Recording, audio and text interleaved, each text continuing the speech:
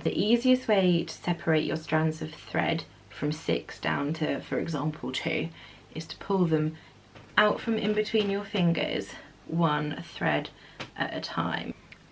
Your pattern should tell you how many strands to use. I'm going to show you separating 3 as an example. It can be quite tempting to then try and separate all 3 at once, you know, just count 3 strands and pull. You're likely to end up with a knot if you do that. So this is my go-to method. So you want to nip the threads in between your fingers and thumbs with 2 or 3 centimeters coming out from the top, and then slowly, one at a time, just grab one thread and pull it up, and you'll see it bunching up here, and that's nothing to worry about. And keep pulling till it's all the way out of your finger and thumb, and then repeat that to get as many strands as you need.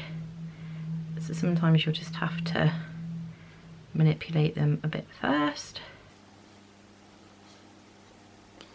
So that's number 2, and then number 3.